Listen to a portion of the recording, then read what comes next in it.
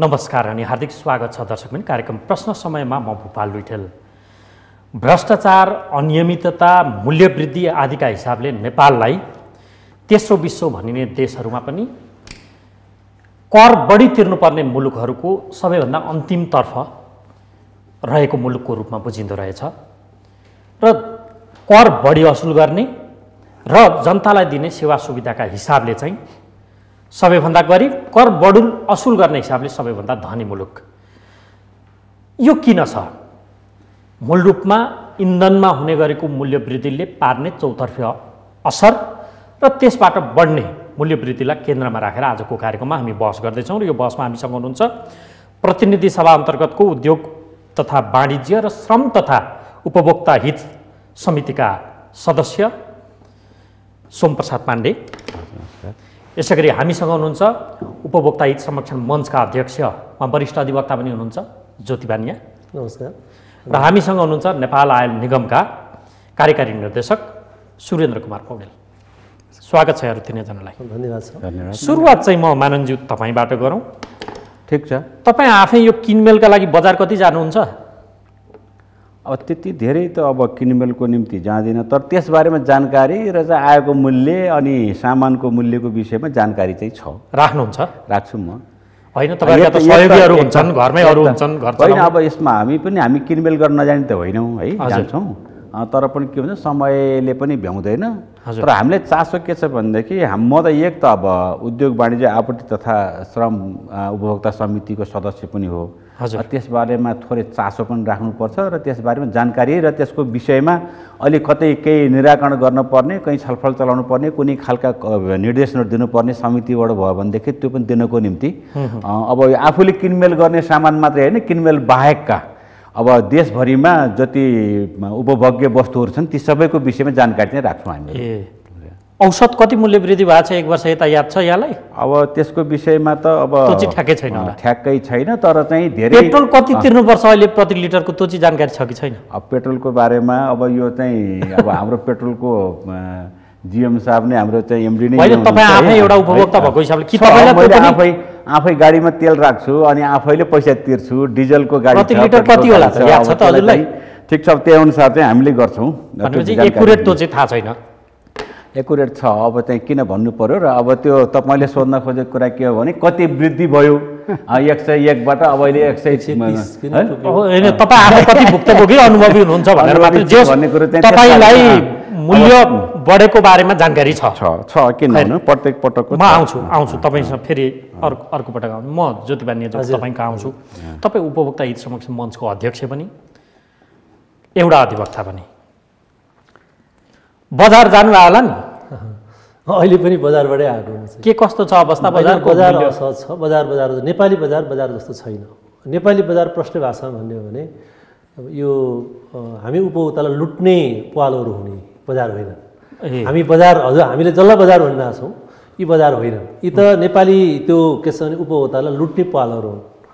हामी त्यही लुटाइको कुरा गर्दैछौँ। अब जहाँसम्म के छ भने बजारको मूल्य के छ त अहिले? कति बजारको दुईवटा पार्ट। अहिले वस्तु बजारको कुरा गर्ने भने सेवा बजारको अर्कै समस्या छ, वस्तु बजारको कुरा गर्ने भने तीनवटा चुनौतीहरू छन्, अत्याधिक रूपले समस्या। नै चुनौती मैले तपाईँलाई सोधेको मूल्य के छ त्यो होइन। अहिले रियल चाहिँ हामी कहाँ तपाईँ उपभोक्ताहरूको नेता हो नि त। वस्तु बजारको 1, 2, 3 गरेर उपभोक्ता संरक्षणको अध्यक्ष हैसियतले तिमीहरूले गरेको बजार शोधको आधारमा के हो भन्दाखेरि पहिलो कृत्रिम मूल्य वृद्धि छ, अर्को अत्याधिक रूपले पुनर्लेबलिङ, म्यासकेका सामानहरूलाई नयाँ लेबलिङ गरेर यो विषयबाट हालियो। म त्यता आएकै छैन, मैले तपाईँलाई सोधेको तपाईँ उपभोक्ताहरूको नेता, घरमा दिने पछि खानपिन त गरिन्छ, हामी प्रत्येक छाक खाइन्छ, दालको कति छ, घिउको कति पुग्यो, यो मूल्य वृद्धिको औसत त्यस्तो कि तपाईँ पनि आफू किन्न जानुहुन्न? होइन, म त यस्तो छैन। अब म आफै त्यही क्षेत्रको काम गर्ने भए हुनाले स्वाभाविक रूपले हामी त त्यो दाल होइन त मेरो उपभोक्ता संरक्षण मञ्चको अफिसमा गएर हेर्नुभयो भने चार्टै बनाएर राखेका छौँ। यो उसको देखौँ, उसको देखौँ। अब मैले पनि त्यहाँ फोटो खिचेर लिएर आएर यति छ भनेर कम्तीमा जहाँ भित्र पस्ने मान्छेले चाहिँ थाहा पाओस् कि त्यो जेठमा कति थियो अहिले कति हुँदैछ भन्ने, त्यो वर्षको चाहिँ त्यो कम्तीमा 6 महिना हामी इन्डेक्स राखेका छौँ। त्यस हुनाले स्वाभाविक रूपले थाहा हुने कुरा भयो, किनभने विषय त्यही पर्यो। विषय कम्ती कति % मूल्य वृद्धि छ अहिले कुरा गर्ने हो भने, अब यो कृत्रिम मूल्य वृद्धिको कुरा गर्ने हो भने नेपाल सरकार अब अर्थमा विशेष गरी राष्ट्र ब्याङ्कको इन्डेक्स छ क्या, यो मूल्यवृद्धि सम्बन्धी इन्डेक्स राख्नुहुन्छ, कुन कमिटीले लिनुहुन्छ हामीलाई थाहा छैन। उहाँहरूको भनेअनुसार 7%, 10% भन्नुहुन्छ, अत्याधिक बढी होइन। उहाँहरूको भनेअनुसार घिउ र तेलमा 18% बढेछ, सबभन्दा बढी इन्डिकेटरमा घिउ र तेलमा, तर त्यस्तो रहेन। गेडागुडीमा 3% सिटामोलमा, एउटा सिटामोल अहिले महामारी चलिरहेको छ, कतिसम्म भयो डरलाग्दो, अब धेरै कुरै आयो हुनाले सिटामोलमा कतिसम्म मूल्यवृद्धि भयो अहिले भन्दाखेरि 230% मूल्यवृद्धि हो। के भयो भने पहिला सिटामोल ल्याउन रोकियो, 230% पहिला सिटामोल ल्याउन रोकियो, नेपालमा आयात प्रतिबन्ध जस्तै गराइयो। त्यसपछि गएर म विशेष गरी मान्यज्यू अब भोलिको मन्त्री अहिले त्यही केही हाम्रै उपभोक्ता संरक्षण विभाग के अरे समिति नै हेर्नुहुन्छ। अब आज भोलि अब सायद यहाँबाट जाँदा जाँदै के छ भने मन्त्री अब हुनु पनि सक्ने सम्भावना भएको मान्छे प्रष्टै भाषामा भने, किन म आएको छु भने उहाँकै के छ भने यो हजुरले बोलाउनु भयो, उपभोक्ताको कुरा राख्न पाइने भयो, त्यसपछि आज भन्दाखेरि आज कम्तीमा केही प्रतिबद्धता गर्न सक्यो भने अहिलेसम्म नरहेको कुरा अब चाहिँ गर्न सकिन्छ कि भन्ने कुरा पनि आउनसक्छ। त्यसो भए हुनाले अब 230% सिटामोल जो कि कुनै पनि महामारीको सम्बन्ध अचुक ज्वरो घटाउने भनेको त्यही चिज हो। के गराइयो भने यहाँ अचानक औषधि उत्पादन सिटामोल उत्पादन बन्द गराइयो, अनि त्यसपछि औषधि त्यहाँ यो एमआरपी तोकिया छ क्या, एमआरपीलाई लुज गराएर चाहिँ के छ भने क्याबिनेटबाट होइन यो एमआरपी बजारले आफ्नो भाव आफै निर्धारण गर्ने गरी के छ भने गर्ने। उहाँहरू चाहिँ के हो भने यो अब त्यो उपभोक्ता संरक्षण समिति बजारमा मूल्य अचाकली बढेको छ। मैले फेरि अहिले वस्तुको हकमा 3टा पार्ट, एउटा पार्ट के हो भने त्यसमा म सविस्तार आउँछु। मैले अहिले तपाईँलाई मूल्यको मात्र कति पर्सेन्टसम्म 230सम्म होइन 230 सिटामोलै भनिसकेँ, कति कम्पिटेटिभ भन्नुपर्छ। अझ खाने तेल अत्याधिक बढ्या छ, चिनीको बढ्नेवाला छ, चिनीको उहाँहरूले बढाउनेवाला छ। म आउँछु तपाईँसँग। अब म सुरेन्द्र कुमार पौडेलज्यू तपाईँ कहाँ आउँछु। मानन्दज्यूहरूलाई थाहा छैन मूल्य कति बेला कति पुर्याउनुहुन्छ, यस्तो छिनछिनमा बजार गइसक्नु छैन, यो मूल्य किन बढायो तपाईँहरूले? अब सबैको मूल्य तपाईँहरूले बढाउनु भयो भन्ने आरोप छ के? सिटामोलको पनि तपाईँहरूले बढाएको हो, तेलको पनि तपाईँहरूले हो, खाद्यान्नको पनि सबै हो, तपाईँहरूले किन बढाउनु भयो? योभन्दा पहिला त के हो भने हाम्रो बजार भनेको कुनै पर्टिकुलर व्यापारीलाई, कुनै पर्टिकुलर व्यवसायीलाई इङ्कित गरेर तिमीहरू मात्र यो सामान ल्याऊ अरूलाई नबेच भनेर राखेको बजार होइन। होइन, बजार भनेको के हो भने डिमान्ड र सप्लाईको चाहिँ एउटा प्राइस, डिमान्ड र सप्लाईलाई पूर्ति गरेर एउटा ठाउँ हो, सामान किनबेच गर्ने एउटा ठाउँको बजार होइन। त्यो बजारको मूल्य तपाईँले बढाएको होइन। अब मेरो कुरा सुन्नु, सामान आजको ग्लोबलाइजेसनमा कसैले बजारको मूल्य बढाएर बढ्छ? 2 दिन 3 दिन होला, त्यसपछि इम्पोर्ट थपिन्छ, के थपिन्छ, या मान्छेले नाफा देख्ने बित्तिकै अर्कोबाट आउँछ, बजार स्टेबल भइहाल्छ। हेर्नुहोस्, होइन तपाईँहरूले इन्धनको मूल्य बढाउँदा त्यहाँ बढ्यो नि त, विषय यसकारण सोधेको, केही बाँकी रहेन के, त्यसले नछोको केही छैन। अब मेरो कुरा सुन्नु, ठ्याक्कै म त्यहाँ आएँ। अब 2070 सालमा 140 रुपियाँमा पेट्रोलको भाउ थियो, 134मा लामो समय बस्यो। त्यो बेलामा त्यसपछि 6-7 वर्ष कन्स्ट्यान्ट बस्यो, 6 वर्ष जति, के त्यो 6 वर्ष मूल्य बढेन? बढाउनुपर्छ बढेन, 6 वर्ष बजार बढेन, बजार के घट्यो? बढाउनुपर्छ भने तर्क हो तपाईँको? होइन, तेलको कारणले कहाँ इम्प्याक्ट गर्यो? तेलका कारण व्यापारीहरू के भनिरहेछन् भन्दा इन्धनको मूल्य बढ्दा ढुवानीका कारण मूल्य बढेको भनिरहेछन्। आज रिपोर्टहरू त्यो आइरहेछ। अनि यसको दोषी तपाईँहरू हो कि मूल्य तपाईँहरूले बढाइदिनु? म यसैको उत्तर तपाईँलाई दिँदैछु।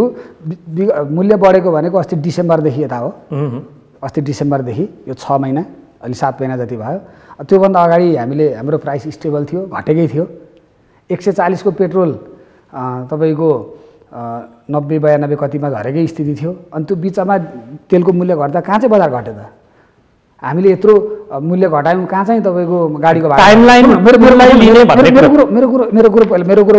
टाइमलाइन कुनलाई लिने भन्ने कुरा भयो। अब 70 को उदाहरण दिएर भएन नि, 65 75-76 पनि थियो तेल। टाइमलाइन कति बेला? 70 को कुरा गरिनँ मैले अस्ति 77 कै कुरा गर्दैछु। हाम्रो आयल निगमको हामीले निरन्तर मूल्य बढाउन थालेको, आयल निगमको निरन्तर मूल्य वृद्धि भनेको अस्ति जनवरीदेखि हो, डिसेम्बरको 15 पछिदेखि बढ्न थालेको। त्योभन्दा अगाडि त घटेकै थियो। अनि त्योभन्दा अगाडिको 6 महिना चाहिँ मूल्य वृद्धि थिएन र। त्यसैले यो विषयवस्तु भनेको हेर्नुहोस्, यो विषयवस्तु भनेको डिजेल पेट्रोलको प्राइस भनेको यो अहिले हामी जुन प्राइसमा छौँ नि, हामी यो प्राइस चाहिँ मार्केटले धेरै पहिला अब्जर्भ गरिसकेको प्राइस हो। हेर्नुहोस्, भनेपछि यसलाई स्वाभाविक मान्नु पर्यो? यो स्वाभाविकै हो नि। यो त अझ कम्पिटेटिभ एडभान्टेजको विषयमै हामी जाउँ न, हामी स्वाभाविक भयौँ, हामी एकदमै स्वाभाविक भन्छौँ। तपाईँसँग आउँछु। मानन्दज्यू अब यसो मूल्य हेरेको आयल निगमले भारतबाट अब यसको जवाफ त उहाँले अहिले प्रपर दिनु होला, म फेरि उहाँलाई नि सोध्नेछु। 69 रुपियाँ 55 पैसा प्रति लिटरका दरले भारतबाट खरिद गरेर नेपाल आयल निगमले 1 लिटर पेट्रोल किन्छ। त्यसको परल मूल्य लागत मूल्य 60 रुपियाँ 45 पैसा चाहिँ उसले अतिरिक्त शुल्क लिएर अहिले 130 रुपियाँमा बिक्री गरिरहेछ। तपाईँलाई जानकारी छैन भने मैले यो जानकारी गराइदिएँ।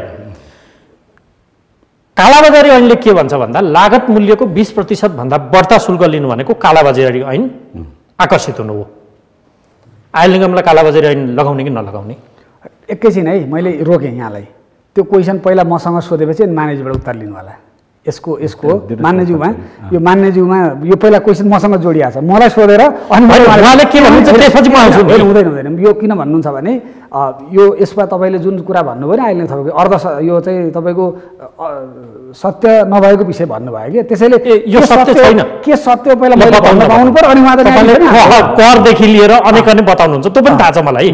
तपाईँले दिने उत्तर थाहा छ मलाई। पहिला के बुझ्नु पर्यो यहाँले भने आयल निगमले चाहिँ आफ्नो लागतमा नाफा जोडेर बेच्ने हो होइन, अथवा लागतमा नोक्सानी सहन गरेर बेच्ने कुरा हो नि त। आयल निगमको लागत कति हो भन्ने कुरा बुझ्नुपर्छ। पहिला सुरुमा म तपाईँकै क्वेसन म तपाईँलाई अब क्वेसन गर्छु, त्यसको उत्तरमा पाऊँ। भारतमा 10 लाख रुपियाँ पर्ने गाडी यहाँ हाम्रो 30 लाखमा बिक्री हुन्छ। त्यो 20 लाख रुपियाँ भनेको त्यो इम्पोर्टरको चाहिँ नाफा हो भन्नुहोस् त। प्रश्न त म तपाईँलाई सोध्न बोलाइरहेको छु। पहिला म यसको किन मिसलिड गर्नुहुन्न। आयल निगमको सवालमा यति धेरै समाज मिसलिड छ, यति धेरै हामी मिसलिड छौँ। के हो भन्नुहुन्छ भने 10 लाख पर्ने भारतको गाडी यहाँ 30 लाखमा हामीले बेचियो भने 230% कर लिन्छ नि त। कर पनि छोडिदिउँ न, त्यो भनेको त्यो व्यवसायको नाफा हो त। पोलिसी त अब यो यो विषय डाइभर्ट हो कि मैले तपाईँलाई माफ गर्नु होला, मैले तपाईँलाई बोल्नै नदिने मेरो नियत होइन।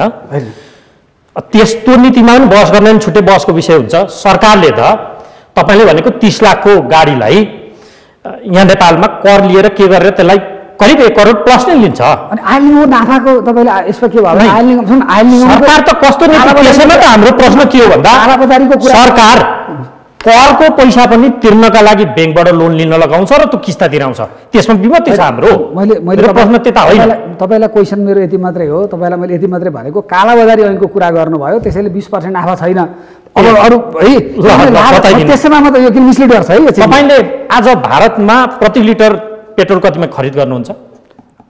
मोटामोटी 70 रुपियाँ राख्नुहोस्। 69 रुपियाँ 55 पैसा ट्याक्कै 70 रुपियाँ राख्नुहोस् होइन हिसाब। ल 70 नै बिक्री छ 130। यसमा गलत छ? हजुर भन्नु न। गलत छ त यहाँ? तपाईँको बुझाइमा गलत छैन, मेरो बुझाइमा गलत छ। 130 माइनस 70। अब यहाँ के बुझिदिनु पऱ्यो भने नि, तपाईँ त कर्पोरेट संस्था चलाउनुपर्छ। आयल निगम भनेको एउटा कम्पनी हो। आयल निगम र तपाईँको सिप्रदी ट्रेडिङमा केही पनि फरक छैन। तपाईँले के बुझ्नु पऱ्यो भने हामीले कानुनको कुरा र तथ्यको कुरा गरौँ न। हामी भलै हाम्रो साउ लगानीकर्ता सरकार हो, तर हामी टोटल्ली स्वायत्त हौँ। जति सिप्रदीलाई जुन ट्रिटमेन्ट हुन्छ सिप्रदीको हाम्रो त्यही ट्रिटमेन्ट अन्तर्गत हामी बस्ने हो नि त। कुरो बुझ्नुभयो नि? त्यसो भएको हुनाले यहाँ हामी मिसगाइड र मिसलिड र तथ्याङ्क चाहिँ के चिजमा नगरौँ भने आयल निगमको लागत के हो त्यो चिजमा मात्रै हामी बहस गरौँ। बताउनु नि त। मैले भनेको 70 रुपियाँ प्रति लिटर भारतलाई तिर्ने कुरा गलत हो त? अब म तपाईँलाई म त्यही चिजलाई म गलत अर्कै हिसाबले क्यालकुलेसन बताउनु। अब मेरो जम्मा आजको दिनको आयल निगमको लागत भनेको 138 रुपियाँ हो। भनेको तपाईँले त घाटा खाएर बेच्दै हुन्छ हो। मैले पेट्रोल आजको दिनमा म तपाईँलाई भन्दैछु भने 138 रुपियाँ आयल निगमको लागत हो। म त्यति मात्रै भन्छु तपाईँलाई, बुझ्नुभयो नि? 138 रुपियाँ लागत हो। यसमा आयल निगमको कर्मचारीको कति तलब छ, आयल निगमले नोक्सानी कति हालेछ, यी कुरामा तपाईँ यहाँ बहस गर्न सक्नुहुन्छ, क्वेसन उठाउन सक्नुहुन्छ होइन, मलाई जिम्मेवार बनाउन सक्नुहुन्छ। त्यसैले हाम्रो लागत 138 रुपियाँ हो पेट्रोलमा। डिजेलमा हाम्रो लागत 115 रुपियाँ हो। त्यस्तै गरी एलपी ग्यासमा हामी कुरा गर्छौँ। एलपी ग्यास 1867 रुपियाँ, यतिमा चाहिँ बहस गरौँ हामी। मानन्दज्यू पनि हुनुहुन्छ होइन, हामीले 3 जनासँग यो कार्यक्रमलाई बराबर जस्तो समय दिएर पुरा पनि गर्नु छ। अब भन्नुभयो भने मैले प्रश्न मेरो के भन्दा तपाईँसँग तपाईँले अथवा नेपाल आयल निगमले कालाबजारी गर्यो भन्ने मेरो प्रश्नै होइन। राज्यले बनाइदिएको पोलिसीका कारण कालाबजारी जस्तो देखिएको हो कि भन्ने प्रश्न त्यसकारण म उहाँलाई गर्दैछु। तपाईँको यो भित्रको 1 लिटरलाई भन्सार शुल्क 25 रुपियाँ तिर्नुपर्ने, पूर्वाधार कर 10 रुपियाँ तिर्नुपर्ने, त्यो अर्को सडक मर्मत भनेर के 4 रुपियाँ तिर्नुपर्ने, प्रदूषण कर 1 रुपियाँ 50 पैसा, यी नबुझेको कहाँ हो त? हामीले बुझेरै त प्रश्न सोध्दैछौँ। अनि तपाईँको ढुवानी चार्ज होला, श्रमिकको त्यहाँनिर पारिश्रमिक होला। अब मैले तपाईँको अघिको भनेको चिजलाई थप पुष्टि गर्थेँ, अब चाहिँ मलाई आपत्ति छैन। माननज्यू बताउनुहोस् त, तपाईँहरूले बनाएको पोलिसीका कारण नेपाल आयल निगमले कालाबजारी गरौँ भन्ने भ्रम जनतामा पुग्यो, यो के हो? अब यस विषयमा तपाईँ पटक पटक खरि यसैको विभागीय मन्त्री पनि हो भएको। सुरेन्द्र पौडेलजीले पनि बताइसक्नु भयो, हाम्रो एमडी साहबले पनि। अब यसमा के छ भने, एक त हामीले आयल निगमलाई एउटा स्वायत्त संस्थाको रूपमा चाहिँ स्थापित गरेका छौँ, जिम्मेवारी दिएका छौँ। तर एउटा चाहिँ तपाईँले भनेको कालाबजारी ऐन अन्तर्गत चाहिँ 20% भन्दा बढी नाफा लिन नपाइने कुरो चाहिँ त्यो हाम्रो ऐनले व्यवस्था गरेका छ। यसमा चाहिँ हामी प्रष्ट छौँ। तर के छ भने, अब तपाईँले खास गरी स्पेसल्ली अहिले चाहिँ तेलसँग सम्बन्धित रेटको विषयमा कुरा गर्दाखेरि अब हामीले दिएको जिम्मेवारी चाहिँ अब आयल निगमलाई हो। हामीले त्यसमा कन्ट्रोल गरेकै छौँ। बेला बखत हामीले हाम्रो सुरेन्द्रजीलाई नै हाम्रो समितिमा बोलाएर यो रेटको चाहिँ हामीलाई चाहिँ यकिन गर्नुहोस्, जानकारी दिनुहोस् र तपाईँहरूले जसरी नेपाल सरकारको ऐन अथवा यो देशको ऐन हो, कानुन हो, कानुनअनुसार गर्नुभएको छ कि छैन भनेर भने पनि छौँ। हामीले चाहिँ यसो कमी गरेका छैनौँ। तर त्यसमा उहाँले जुन देखाउनुहुन्छ तथ्य, जुन रिपोर्ट दिनुहुन्छ हामीलाई, रिपोर्ट दिइसकेपछि त मान्नु पर्यो। अब सुन्नुहोस् न, समाजवादी व्यवस्था बनाउने भनेर हिँड्नु भएको हो माननज्यू हो, सुन्नुभयो, त्यो अलिकति जनतालाई सहुलियत दिने भने पनि हो। तपाईँहरूकै सरकार आएछ, कम्युनिस्ट सरकार हो नि त। अहिले त फेरिसक्यो यार, फेरि है, माफ गर्नु होला, फेरिसक्यो। संयुक्त सरकार छ अहिले चाहिँ, संयुक्त सरकार। फेरि त्यसको चाबी तपाईँहरूसँग छ नि त। त्यसकारण यो कम्युनिस्टकै सरकारको समाजवादी सरकार व्यापार चलाएको छ। तेलको त व्यापार यसले गरिरहेछ नि, एकाधिकार छ त्यहाँ, अरूलाई छैन प्रतिस्पर्धा गर्न दिएको। जनतालाई 25 रुपियाँ एउटा लिटर तेलमा कर लगाउने, यो कति व्यावहारिक छ यो? होइन, अर्को पूर्वाधार कर भने 10 रुपियाँ तपाईँहरूले पोलिसी बनाउनु भयो। पूर्वाधारको अवस्था देशको के छ? सडक मर्मत शुल्क 4 रुपियाँ, सडकको हालत के छ? प्रदूषण कर, प्रदूषणको हालत के छ? यो के हो? यो के यस्तो बनाएको भन्ने? जब नीति बन्यो नि, नीति बनिसकेपछि कति % केमा कर लगाउने, कति % केमा भन्सार लगाउने र कसरी चाहिँ निर्धारण गर्ने भन्ने विषयमा त अब यो संस्था र नेपाल सरकारको नेगोसिएसनबाट यो टुङ्गिन्छ।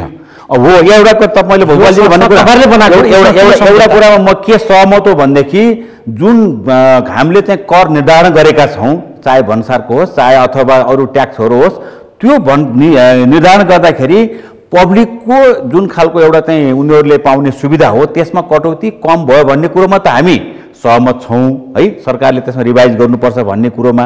तर के हो भने यसमा चाहिँ हामीले भन्दाखेरि एउटा निर्धारण गरेको अहिलेसम्मको, आज मात्रै होइन, आज तपाईँ हेर्नु वर्षौँदेखि यही के अरे भन्सार दरमा चाहिँ आयल निगमले तेल आयात गरेको छ। वर्षौँदेखि यसले चाहिँ आफ्नो अरू तिर्नुपर्ने करहरू तिरेको छ। त्यो मात्रै होइन, हामीले जति अहिले उपभोग्य सामान ल्याएका छौँ त्यो उपभोग्य सामानको चाहिँ निश्चित एउटा चाहिँ रेट दर कायम गरेर चाहिँ हामीले सामान आयात गर्छौँ। त्यसमा त अब निश्चित छ। त्यो मात्रै कुरा के हो भने, एउटा मात्रै कुरा के हो भने, हाम्रो मूल्य 230% बढ्यो रे उहाँले भन्नुभयो। के को? सिटामलको होइन। अब यो को हो? यो नियमन गर्ने निकाय अथवा यसलाई चाहिँ अनुगमन गर्ने निकाय, त्यसको चाहिँ बढी चाहिँ अब त्यो खोजी गर्ने निकाय कमी छ भन्ने कुरोमा हामी पनि त्यसैले हाम्रो समितिमा बोलाएर प्रत्येक संस्थाका चाहिँ दिनु भयो के इन्धनको मूल्य बढ्दा 230% कर बढाउन थाले, के अरे मूल्य बढाउन थाले। होइन, त्यो इन्धनको कारणले मात्रै हो जस्तो लाग्दैन मलाई। के थाहा छ तपाईँलाई? म चाहिँ यति मात्रै भन्न चाहेँ, अहिले पेट्रोलको कुरा उठिरहेछ, एमडी साहब अगाडि हुनुहुन्छ, समितिको अहिलेको चाहिँ के सदस्य हुनुहुन्छ। पेट्रोलियम पदार्थ भनेको देश सञ्चालनको रक्त सञ्चार हो। रगत मान्छेको जसरी रक्त सञ्चार नभइकन मान्छेको जीवन सञ्चालन हुन सक्दैन, त्यसै गरी पेट्रोलियम पदार्थ नभइकन रक्त सञ्चालन हुँदैन। रक्त सञ्चालनमा अत्यधिक ठुलो गडबडी छ। यति मात्रै भन्न चाहे तपाईँलाई, अब 69 सालमा अब मान्यज्यू सदस्य, म सदस्य, भीमाचार्य जो अहिले मुख्यमन्त्री हुनुहुन्छ, भीमाचार्यको अध्यक्षतामा एउटा चाहिँ आयोग गठन, उच्च स्तरीय आयोग गठन भयो। हामीले मान्यज्यूलाई सम्झना छ त्यो, उहाँले पनि सही गर्नुभयो, मैले पनि सही गरेको छु। 1100 पाना हामीले चाहिँ के छ भने प्रतिवेदन 17वटा विषय राखेका छौँ। अहिले मूल्यको कुरा आयो हुनाले मूल्यमा निवेदन गर्न चाहेँ। मूल्यमा जबसम्म आयल निगमलाई आफ्नो भाव आफै निर्धारण गर्ने जुन हामीले अधिकार दिन्छौँ नि, तबसम्म यो समस्या योभन्दा विकराल भएर जान्छ। किनभने उहाँ त सिए है, उहाँ सिए, उसले त कति आयो कति गयो सबै कुरा हेरेर बसिया छ। सम्भवतः मन्त्रीहरूले राजनीतिक पार्टीका नेताहरूले गएर कमिसन यति दिने भनेर उतापट्टि केस गरिदिएको छ। यो कर यति नभन्दा घटी नलिने भनेर भनिदिएको छ। पास गर्ने त उहाँले हो नि, मैले त होइन नि, मान्यज्यूहरूले हो नि पास गरिदिनु त। त्यो कुरा त कहिले गर्नु पर्थ्यो, अहिले यहाँ आएर गर्ने हो। यो त यहाँ यो करको भाउ बढी हो भनेर त्यो अर्थ विधेयकमा कुरा गर्नुपर्ने जुन आएको थियो त्यो कोही घटाउन चाह अवस्था त्यहाँ बोल्दैन। तर यो के हो भने एउटा पद्धतिको कारणले समस्या भइरहेको छ। म एकदमै ड्र आउट गर्न चाहेँ। जस्तो यो बत्ती हामीले बालेका छौँ, यसको यो पनि त नेपाल सरकारकै नेपाल विद्युत प्राधिकरणले के छ भने वितरण गरे हो नि, तर उसले आफै भाउ निर्धारण गर्दैन। उसले एउटा विद्युत नियमन आयोग भन्ने छ, त्यहाँ 5 जना मान्छे छन्, त्यहाँ गएर ल मेरो यति पैसा पर्यो हेरिदिनुहोस्, एवार्ड गरिदिनुहोस्, स्वीकार गरिदिनुहोस् भनेपछि उनीहरूले यसो हेरेर हामीलाई पनि के कसो हो भनेर भन्न दिएर त्यसपछि एउटा छुट्टै रेगुलेसनै बनाएको छ। त्यो रेगुलेसनको पार गरेर बल्ल के छ भने भाउ बढाउँछ। त्यो पनि त नेपाल सरकारको हो नि त, अहिले त पुनः नेपाल सरकारको हो नि त। त्यसै गरी आइएलले के हो भन्दाखेरि यसो हेर्दाखेरि हेरौँ न, उहाँ के भन्नुहुन्छ 138 परेखा मेरो भन्नुहुन्छ, कति छ भन्दाखेरि 69-55मा ल्याएको छ। अनि मैले मलाई कति दिएको छ भन्दा दाम दिए जस्तो गरेर 131मा दिएको छु, यो त घटिदिया हो। म त सिए। उहाँको एउटा राम्रो पक्ष के छ भने म पौडेलजीलाई म क्याबात पनि दिन चाहन्छु।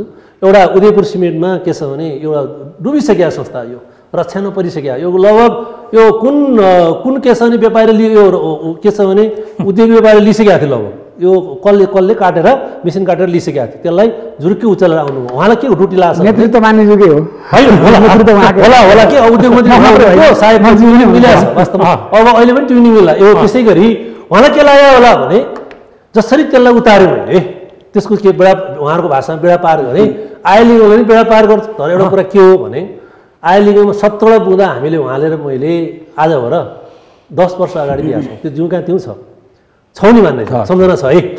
जस्तो अब हामीले एउटा 14 अरब रुपियाँ त त्यो हामीले उइदिन हामी बस्दा बस्दै ड्युटी ड्रब्याकमा यतापट्टि 5 करोड दियो 10 करोड दियो भनेर भिख माग्न हिँड्न थियो। 14 अरब त ड्युटी ड्रब्याक ल्याइदिया हो नि, हामी बस्दा बस्दै ल्याइदिया हो नि।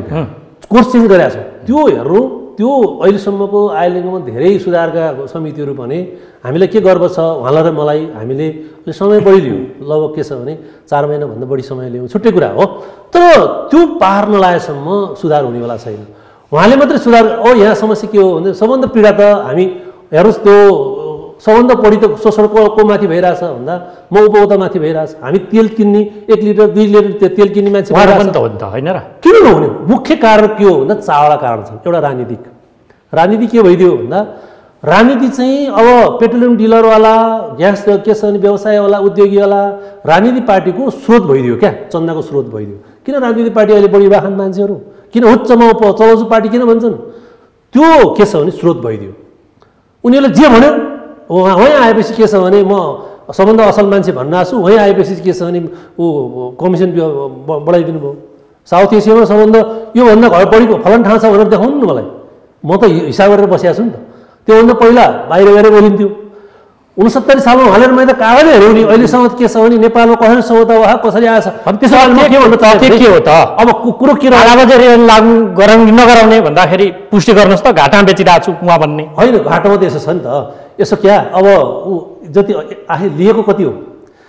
पेट्रोलको कुरा गर्ने हो भने त 69-55 हो नि ल्याएको त। कहाँबाट गयो भन्दाखेरि ढुवानी त्यो त कहाँको रोक्सलको मूल्य, फेरि रोक्सलसम्म त्यो त्यहाँभन्दा यतापट्टिको मात्रै दायित्व हो, त्यहाँभन्दा पहिलाको दायित्व त होइन नि त। अब 69मा लिएर आएकोले 130 रुपियाँ बेच्दाखेरि घाटा पर्छ भन्ने भन्छ भने यो दुनियाँमा के हो भने यो सबै के छ भने त्यो मुर्छामा परेको हामी भने त्यो त लबिङ गर्नु पऱ्यो नि त। हो यो कर तैँले बढी भयो, यो जनतालाई बढी भयो भनेर भन्नु पऱ्यो। त उहाँहरूले गर्न सक्नु होइन। यसो उहाँलाई त के छ भने नि अनि तपाईँले के भन्नु हो भने यो आफ्नो मूल्य निर्धारण आफै गर्न आयल निगमलाई छाडा छोड्दैसम्म अहिले यस्तै हुन्छ भन्नुभयो तपाईँले। यस्तै हुन्छ। त्यस हुनाले एउटा के हो भने हामीले बोल्नु पनि पाएनौँ क्या। को छ अब यसो हेऱ्यो बोर्डमा भाषा जान हुनुहुन्छ, यसो हेऱ्यो सबै अरू सबै सरकारी सचिवको अध्यक्षतामा, बाढी आपूर्ति सचिवको अध्यक्षतामा 4-5 जना कर्मचारी हुनुहुन्छ। सचिवको अगाडि केही बोल्नु सक्दैन। एकजना विज्ञ उहाँलाई लगाएर राख्नु भएको छ, त्यो पनि एसएलसी पास भएन। त्यो पनि के हो नेपाल सरकारले तपाईँलाई टिपाए मान्नेछु, भोलि तपाईँ हो मन्त्री त त्यो एउटा के हो भने एउटा विज्ञ लिएर उहाँको आखिर मन्त्रीले नियुक्ति गरे त हो।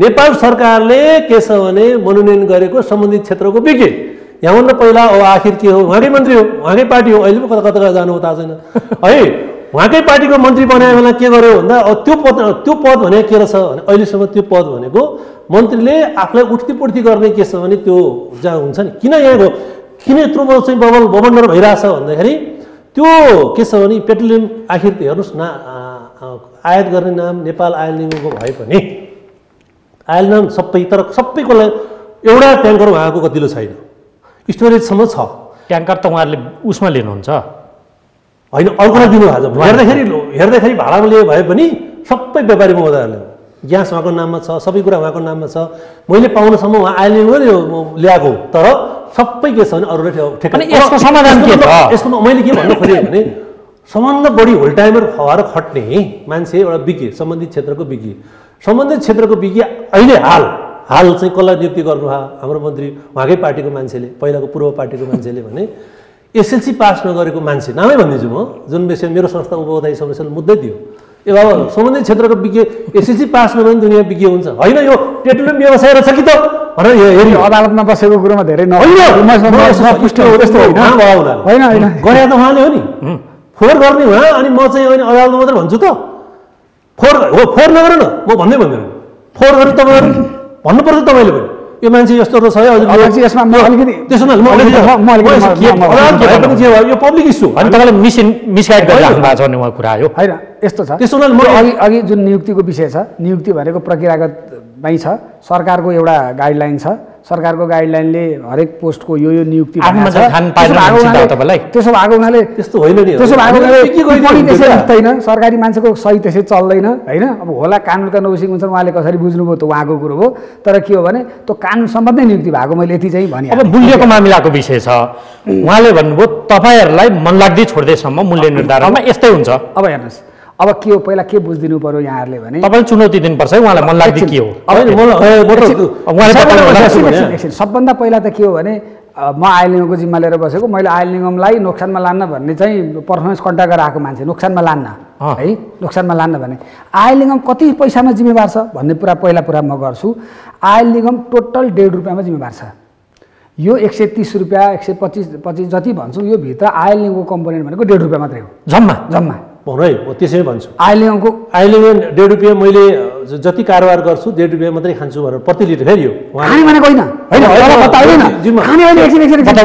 भन्छु क्या एकछिन मैले मेरो कुरा होइन आयल निगमको 1.5 रुपियाँ भनेको आयल निगमको लागतमा आयल निगमको प्रति लिटर 1.5 रुपियाँ आयल निगमले मुनाफा खाने भन्ने हो मुनाफा होइन अपरेसन होइन सञ्चालन खर्च सबै खर्च नोक्सान सुन्नु त सञ्चालन खर्च यो सबै चिज छ नि आयल निगम जिम्मेवार हुने खर्च भनेको टोटल 1.5 रुपियाँ भित्र हो हामी होइन अब 1.5 रुपियाँमा कर्मचारीले तलबै खाइदिएन भने कति घट्छ 1.5 रुपियाँ भित्रबाट त्यसैले के बुझिदिनु पर्यो भने आयल निगमको कम्पोनेन्ट भनेको जम्मा 1.5 रुपियाँ मात्रै हो मैले गाली खानुपर्छ भने 1.5 रुपियाँको लागि म जिम्मेवार छु अहिलेमा जम्मा है भन्छु अब त्यसपछि तपाईँ त खर्ब खा जस्तो गरी गाली गर्नुहुन्छ खर्ब खा त हो म कसरी हो भने म भन्छु नि त सुन्नुहोस् है त अब अर्को कुरो उहाँहरूले कमिटीको रिपोर्टको कुरा गर्नुभयो उहाँको कमिटीको रिपोर्ट यहाँ बसेर छलफल गरौँ 100% हामीले लागू गरिसकेका छौँ लागू छ उहाँले नोक्सानीका कुरा गर्नुभएको छ र उहाँले अघि तेस्रो कुरा पनि भन्नुभयो हामी साउथ एसियामा सबभन्दा कम कमिसन हो यो कुरो पनि म प्रमाणित गर्छु सबभन्दा कम है विक्रेताको कमिसन सबभन्दा कम हो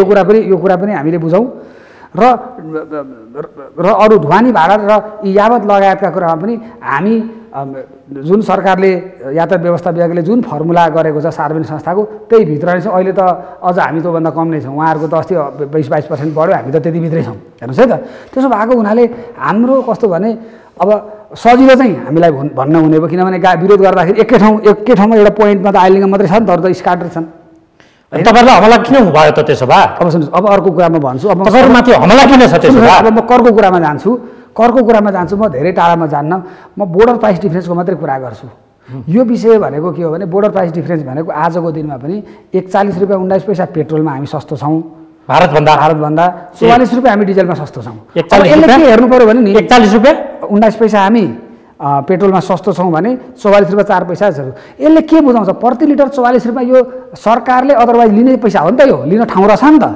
आखिर मूल्य निर्धारण भनेको त एउटा मात्रै फ्याक्टर छैन नि त। मृत्यु निर्णयमा त छेउका छिमेकी देशको मूल्य पनि त हेरिन्छ नि, हेर्नुहोस् है त। त्यसो भएको हुनाले के हो भने सरकारलाई त यति पनि ठाउँ रहेछ नि, म त अझ कोर थोर्बो भन्छु। ए अझ थोर्बो यो तपाईँ उपभोक्ताको नेता भएर पुरा संसारलाई नाजायज र यो सूचना किन गलत प्रभाव गराइदिनु?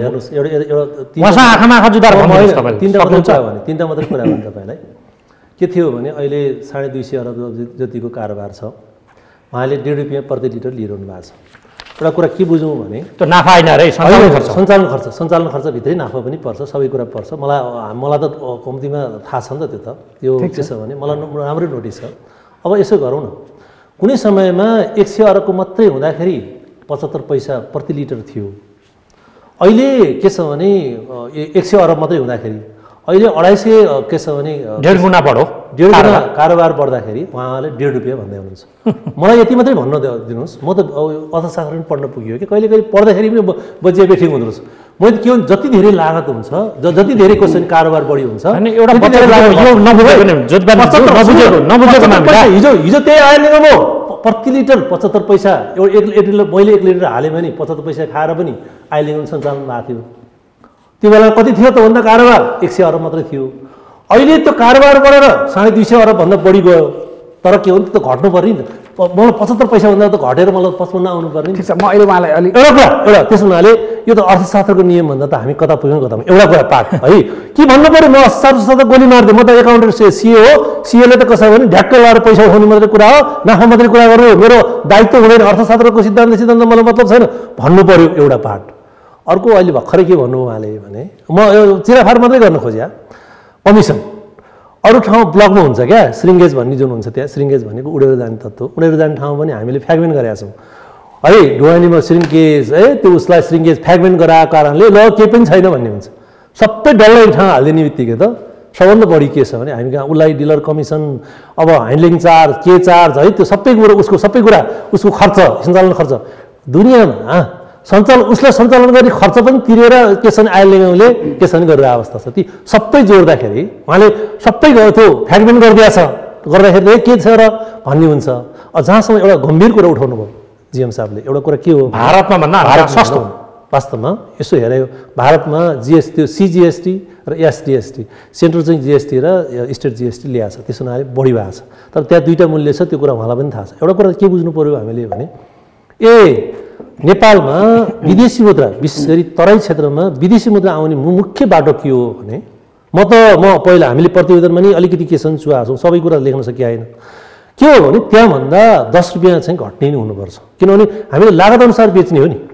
अब उसले उतापट्टिको साउ काँक्रो बेच्ने, उतापट्टिको साउले काँक्रोले 40 रुपियाँ बेच्यो भने मैले चाहिँ के छ भने 20 रुपियाँ ल्याएछ भने नि 30 रुपियाँ बेच्नुपर्ने काँक्रो उसले 40 रुपियाँ बेच्नु भन्नु हुँदैन क्या, लागतको आधारमा व्यवहार गर्नुपर्छ। अब के हो भने अहिले त हेरौँ एकछिनलाई पेट्रोल पम्प त्यहाँ बाहिर सट्ट लार गाडी लिएर आएर पेट्रोल हाल्न आयो भने 100 रुपियाँ त्यहाँ आइसी तिरेर आउँछ, भित्री इन्ट्री गर्नु पैसा लाग्छ। यहाँ कम्तीमा त्यहाँ जाँड खान पाउनु, यहाँ जाँड खान आउँछ। अनि त्यसपछि गएर 2-4 सामान त्यहाँ चाहिँ यहाँ पाउने सामान त्यहाँ पाइँदैन, 2-4 सामान पाउँछ। उसले नेपाली पैसा दिँदैन, त्यहाँ के दिन्छ आइसी दिन्छ। यो कम्तीमा एकदमै यति धेरै कुरा गरिरहनु भएको छ कि यो जो मान्छेले यस्तो कुरा गर्छ ऊ राष्ट्रभक्तिसँग सम्बन्धित चाहिँ हो कि होइन भनेर मलाई चस्स बित्छ क्या। त्यसैले त्यो यति धेरै आयो, त्यो पेट्रोलियम पदार्थ भनेको विदेशी मुद्रा विशेष गरी तल्लो बेलको विदेशी मुद्रा आयोजनको ठाउँ हो। त्यसैले यो त यसो हेर्दाखेरि हामी कसको लागि बोलिरहेको छौँ, हाम्रो लागि बोलेका छौँ कि अरूको लागि बोलिदिएका छौँ, त्यो क्वेसन हो। विशेष गरी जिएम साहब तपाईँले त नाफाको आधारमा भन्नुभयो होला, तर देश सञ्चालनको आधार म त के छ भने देश सञ्चालनको आधार त्यहाँ आइसी किन्दाखेरि मैले पैसा तिर्नुपर्छ, डलर तिर्नुपर्छ। तर त्यो पैसा आयो भने के छ भने केही पनि तिर्नु पर्दैन। तपाईँको त देशभक्ति भावना यो त क्वेसन हो। हेर्नुहोस् यो अरू ठाउँ भने पनि तपाईँले पोलिसीको रूपमा भन्नु होला, तर यो सार्वजनिक रूपले भन्ने बित्तिकै सबैले नबुझेका छैनन्। के यी कुरा त धेरै मान्छेले बुझेका छन्। हो मान्यज्यूले बुझ्यो, हामीले धेरै छलफल गरेका छौँ यो विषयमा, बताउनुहोस् है। त्यसो यो तिनवटा अरू केही कुरा गर्नु त तयार छौँ, हामी तयार छौँ। तर एउटा कुरा सारमा मैले के भन्न चाहेँ भने पेट्रोलियम पदार्थमा हामीले जति दोहन उपभोक्तालाई गरेका छौँ नि अत्यधिक नाजायज छ, अत्यधिक अपराध छ, यो बन्द गरौँ क्या। बन्द गर्नको लागि के हो भने उहाँले मात्रै पार लाएर सक्नुहुन्न, उहाँ त जिएम न हो। पहिला त के हो भने सुध्रिनु परेको भन्दा नेता सुध्रिनु पर्यो क्या। उहाँसँग त म उहाँ नेता सुध्रिनु पर्यो। उहाँलाई तपाईँले उहाँको थाहा धेरै कुरा हाल्नु पनि म उहाँबाट जाउँ। अब हेर्नुहोस् है, यसमा सबभन्दा के हो भने हुँदा तपाईँको देशभक्ति भावनामाथि शुद्ध उहाँले म त्यसको पनि उत्तर दिन्छु होइन। सबभन्दा पहिला त के भने बोर्डर प्राइस डिफरेन्सले हाम्रो 1100-1200 किलोमिटरभन्दा बढी क्षेत्र बोर्डरमा जोडिएको छ कि अब हामी सबै पब्लिकलाई चाहिँ तस्कर बनाउने हो। त्यहाँको प्रहरीलाई प्रशासनलाई कति गाह्रो भएको छ यो border price difference. Open border छ, 1 ग्यालन लिएर गयो भने 500 रुपियाँ बन्छ। जनता तस्कर हुन्। सुन्नुहोस्, 1 ग्यालन हामी मेरो कतिसम्म छ भने त्यो तस्कर भएर हामी जान्छौँ छानबिन गर्नलाई, रुम छन् हेर्नुहोस् मान्छेहरू। हामीले यस्तरी परिस्थिति क्रिएट गरौँ कि स्टेटले राज्यले चाहिँ यस्तो परिस्थिति निर्माण गर्नुहुन्छ पोलिसी मेकिङमा। ज्योतिजीलाई यो क्वेसन मेरो, कहिल्यै पनि स्टेटले गाडीलाई हाल्न दिनु न, मोटरसाइकल हाल्न दिनुहोस्, गाडीलाई हाल्न दिनुहोस्, मान्छेलाई ग्यालेन नगरिदिनु सकिहाल्यो। ग्यालेन नभए जफत हुन्छ त्यहाँ त बोर्डरमा पुलिस होला नि त, तपाईँको म्यानेजरले पुलिस राख्नु होला नि त। त्यो कुरो तपाईँको गाडी लिएर आउँछ त दिनु पऱ्यो नि। तपाईँ प्रशासनसँग पनि त्यसो भने यहाँ दिनुभएको त हजुरले। यहाँ के छ भने यहाँ त इन्डियाको के छ भने एयर इन्डियाका हवाईजहाज आयो भने त यही तेल भर्नुहुन्छ त तपाईँले, त्यहाँ त्यो पनि बन्द गर्नु पर्छ। त्यसो एकपल्ट यहाँ बन्द गर्नु, त्यहाँ गाडी बन्द गर्नु भने यहाँ पनि त हवाईजहाज बन्द गर्नु पऱ्यो नि त। रियल परिस्थिति एकपल्ट हामी हेरौँ, तपाईँहरू पनि आकलन गरौँ। हवाईजहाजमा दिन मिल्ने, गाडीमा दिन मिल्ने हुन्छ। हामीले नदिएकै छैन। अब हेर्नुहोस्, अब किसानले के गर्छन्, मलाई चाहिँ मेरो ट्र्याक्टरलाई यति तेल चाहियो भनेर ड्रममा हालेर हामीले ट्र्याक्टरलाई सिपारिसहित लिएर जान्छ, त्यो पारी लिएर जान्छ। के गर्नुहुन्छ? कतिजना मान्छे ट्र्याक्टर लिएर आइज सुन, कति मान्छे ट्र्याक्टर लिएर आइज, कति प्र्याक्टिकल होइन, कति मान्छे तपाईँको सफर भएको छन् अहिले। तपाईँको कति मान्छे यो सार्वजनिक मुद्दा खेपिरहेको छन् यो यसका कारण। कति हो भन्दा जम्मा 10 लिटर लिएर गएको छ, 20 लिटर लिएर गएको छ। परिस्थिति यस्तो छ हेर्नुहोस्। र राज्यले कहिले पनि यस्तो किसिमको मेकानिजम बनाउनु हुँदैन। त्यसैले के हो भने अब अर्को तपाईँले अघि कुरा गर्नुभयो मूल्य वृद्धिको कुरो, कम्पिटेटिभ एडभान्टेज भन्ने कुरा हुन्छ। यो 40 रुपियाँको हाम्रो बोर्डर प्राइस डिफरेन्सको कम्पिटेटिभ एडभान्टेज हाम्रो इन्डस्ट्री लिएर त्यसको इम्प्याक्ट के भयो त्यो हिसाब हेरौँ न हामी। त्यही त खराब भयो त उहाँले होइन। त्यो सुन्नुहोस्, 40 रुपियाँ हामी यहाँ सस्तो छौँ नि त। डिजल पेट्रोल भनेको त इन्डस्ट्रियल र मेटेरियल पनि यो कच्चा पदार्थ, यसले गर्दा हामी कहाँ कम्पिटेटिभ, कति हामी लागतमा सस्तो पऱ्यो। हाम्रो त लागत सस्तो पर्नु पऱ्यो, घट्नुपर्ने हो। अर्को कुरो म ज्योतिजीलाई म के भन्न चाहन्छु भने डिजलको इम्पोर्ट घटाउने आधार के त, हामी बसको छत चाहिँ काट्ने, तरकारी ल्याउँथ्यो 10 पिस डोका गाउँबाट। हेर्नुहोस्, हिजो हामी चाहिँ चामल 50 केजीको पोका बनाएर लिएर आउँथ्यो, अहिले त्यो चामल पोका बनाउने गाडी नै हामीले काट्यौँ। हामी बाटोमा तपाईँको बाटो बिग्रियो भन्छौँ, तपाईँको डाला राखेको चिजहरू काट्दै जान्छौँ। हेर्नुहोस् है त, हाम्रो त आफ्नो छैन भने गाडी पनि हाम्रो आफ्नो छैन, तेल पनि आफ्नो छैन भने त कस्ट घटाउने भनेको त त्यसले क्यारियरको लोड बढाउने हो नि त, हो कि भन्नुहोस् त। अनि यो चिजमा चाहिँ बसै हामी नगर्ने, आयल निगम मात्रै एउटै छ त। तपाईँलाई म उत्तर दिन्छु, 10 रुपियाँ आयल निगमले तेल बढायो भने एउटा स्टोरवालाको लागत कति बढ्छ महिनामा? 200 रुपियाँ। त्यो तेलको नाताले बढिरहेको छ। जति पर्सेन्ट तेल बढाइदिनुहुन्छ उसले त्यति पर्सेन्ट भयो। 10 रुपियाँ भनेको मैले आजको दिनमा 10% बढीको कुरा गरेँ नि त। 10% बढ्दाखेरि वर्षमा 10 लिटरको कुरा गर्दाखेरि 100 रुपियाँ हो कि भन्नुहोस् त। त्यो 100 रुपियाँको यत्रो कोराम हो त। तर हेर्नुहोस् सुन्नु, तपाईँले भनेको कुरा त्यति बेलासम्म जायज हुन्छ, त्यति बेलासम्म जति बेला श्रमिकको त्यो श्रमको मूल्य पनि बढ्छ नि त। श्रमको मूल्य चाहिँ नबढ्ने अनि लागत मूल्य चाहिँ अर्थको बढ्दिने, यही अवधिमा हेरौँ न श्रमिकको ज्याला दर चाहिँ 1.60% हाम्रो डिजल भन्दा बढ्दा वृद्धि नै भएन। सबै चिजको दाम बढ्यो। मूल रूपमा इन्धन उहाँले भने जस्तो रक्त सञ्चार भयो, यो देशको आर्थिक गतिविधि सञ्चालनको रक्त सञ्चारको मूल्य बढ्दिँदा श्रमिकको मूल्य बढेन। त्यसले महँगीको अनुभूति गर्यो, त्यो पनि सँगसँगै बढेको थियो भने त यसको त पहिला चेन इफेक्ट छ नि। पहिला त के हो भन्नुहुन्छ भने पहिला बस कहाँबाट सुरु गर्नु पर्यो भने यो डिजल पेट्रोल भनेको अत्यावश्यक हो कि कस्मेटिक्स हो भन्ने कुरो पहिला त्यहाँबाट सुरु, पोलिसीमै हामी सोचौँ। हेर्नुहोस् है, अब सुन्नुहोस् है त, पोलिसीमा हामी सोचौँ।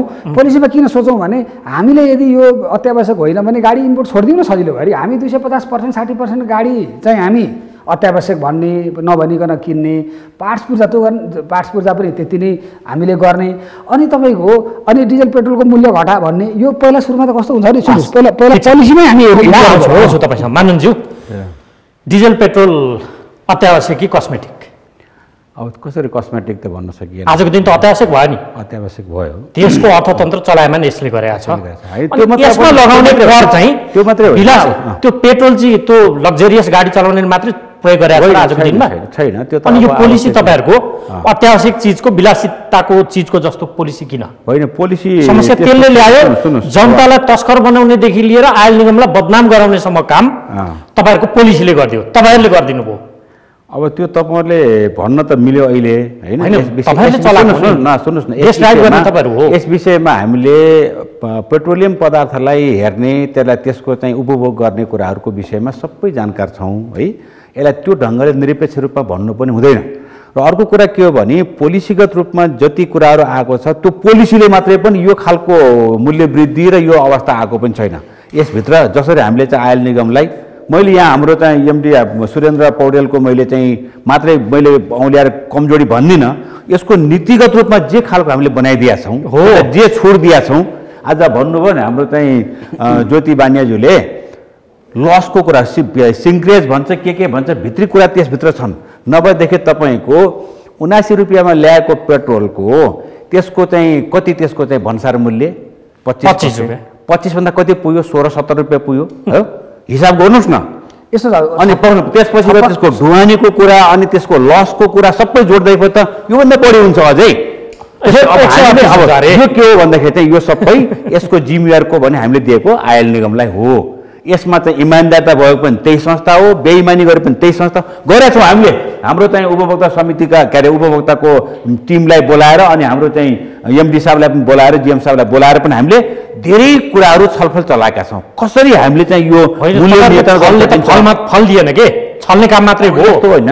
छलफलले फल दिएन। अब छलफल नगरिकन त फल त आउँदैन। छलले काम आयो भन्ने कुरो चाहिँ आफ्नो ठाउँमा छ, त्यो छुट्टै कुरा हो। तर प्रयत्नमा सुन्नुहोस्, मैले भने नि अहिले हाम्रो अन्तिम त्यसपछि सायद त्यो आयोग बनेको छैन होला।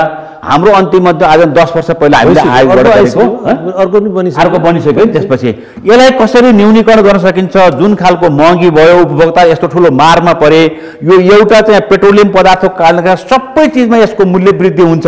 यसको ढुवानीमा अलिकति असर गर्ने बित्तिकै चाहिँ आउने उपभोक्ताले चाहिँ प्रयोग गर्ने सामानमा त्यसको मूल्य वृद्धि हुन्छ। यसलाई कन्ट्रोल गर्न धेरै कोसिस गरेको सकिरहेका छैनौँ। अहिले पनि हाम्रो प्रयत्न सुन्नुहोस्, अस्ति मात्रै आज कति 12 गते कि 13 आज कति गते हामीले 8 गते मात्रै पनि प्रश्न सुनिदिनुहोस्। प्रश्न के भन्दा उहाँले दिन नमिल्ने तर तपाईँले दिन मिल्ने प्रश्न मैले उहाँलाई पनि सोधेको थिएँ। छ मूल्य वृद्धि पेट्रोलको हुन्छ, इन्धनको हुन्छ भनौँ समग्रमा, त्यसको चेन इफेक्ट पऱ्यो अनि श्रम गर्ने त्यो श्रमिकको चाहिँ ज्याला बढाएको छैन के, तपाईँ त्यसलाई पनि रेगुलेट गर्ने समितिमा हुनुहुन्छ। सुन्नुहोस् न, अब पोलिसी के यो के हो, ज्यालाको विषयमा अरू विषयमा यो कति धेरै चेन इफेक्ट छ। स्वायत्त संस्था पनि हो, उसले आफ्नो चाहिँ पोलिसी निर्माण गर्न सक्छ। आज सिङ्क्रेजको यो चाहिँ लसको विषयमा उसले आफ्नो निर्णय गर्न सक्छ भने, ढुवानीको विषयमा उसले चाहिँ मूल्य वृद्धि र मूल्य कम गर्न सक्छ भने यसमा पनि उसको आफ्नो राइटको कुरा हो। त्यसमा चाहिँ सरकारले धेरै कन्ट्रोल गर्दैन। राइटको कुरा अनि सधैँ व्यापारी आफू मातहतको व्यापारी म कस्टको कम्पनी हजुरलाई भन्नु चाहिँ त्यसो अलिकति हजुरलाई भन्न सहिलो हुन्छ। म अलिकति हाम्रो लागतको अघि मैले 1 रुपियाँ 50 पैसाको मोटामोटी कुरा गरेँ नि। यसमा कति छ भन्दा हाम्रो ब्याज खर्च छ हाम्रो 15 पैसा। ब्याज खर्च पनि उपभोक्ताले बोक्ने हो। कपडा खर्च त मैले बेचिरहेको छु। आयल निगमले मेरो कुरा सुन, आयल निगमले तेल किन्छ अनि हाम्रो के भन्छ खर्च हुँदैन त्यहाँ। ओके, हाम्रो ब्याज खर्च उहाँको परिवार वरिपरिका मान्छेहरूको शैक्षिक खर्च त बेरिरहेको छु मैले होइन। 3 पुस्ताको भान्जीलाई पढाएको ट्युसन फी उहाँले भरिरहेको राज खर्च। सुन्नुहोस् है, कर्मचारीको भयो भान्जीको राज खर्च छोराछोरीको भयो छुट्टै कुरा हुन्छ। पढ्छपछि मैले तिर्नुपर्छ पैसा। राज खर्च 12 पैसा राज खर्च डेप्रिसिएसन। त्यसपछिबाट हाम्रो टोटल लस 12 पैसा। एकैछिन ल फेरि दोहोऱ्याइदिनु ल। इन्ट्रेस्ट भन्नुभयो सुरुमा होइन हो 15 पैसा। 15 पैसा हजुर। डिप्रिसिएसन त्यसपछि डेप्रिसिएसन 12 पैसा। त्यसपछि हजुरको प्राविधिक नोक्सानी हाम्रो के नोक्सानी टेक्निकल लस 53 पैसा। त्यो 1.5 रुपियाँ भित्रको भन्दै हुन्छ तपाईँ? 1.5 रुपियाँ भित्रको प्रति लिटर फेरि हो 1 लिटरमा हो यो। होइन 1.5 रुपियाँ अघि मैले 1 रुपियाँ 50 पैसा भने नि, त्यो 1 रुपियाँ 50 पैसा इन्डिकेटर हो। प्रति लिटर मैले त्यति तिर्दैछु। ओके, त्यसपछि निगमको टोटल हेर्नुहोस्, हामीले निगमको टोटल प्रशासनिक खर्च भनेको यो त अब यो त्यहाँभित्र के पर्छ भन्नु भन्छु। निगमको प्रशासनिक बिमा खर्च सहितको भनेको हाम्रो 1 रुपियाँ कति 69 पैसा। 69मा हाम्रो जम्मा 69 निगमको सम्पूर्ण है नोक्सानी सहितको पैसा प्रति लिटर पैसा। यसको मतलब यो क्याल्कुलेसन, यसको यो इन्डिकेटर तपाईँहरूले बनाउनु, यसको इभ्यालुएसन कसरी? यो त यस्तो हुन्छ, हाम्रो के हुन्छ भने सबै चिजको कस्टिङ हुन्छ, एउटा कस्ट सिट हुन्छ। हामी जस्तो कमर्सको विद्यार्थीले हामीले के गर्छौँ भने यो भनेको एक्चुअलमा फरक हुनसक्छ भोलि होइन, भोलि वास्तविक योभन्दा।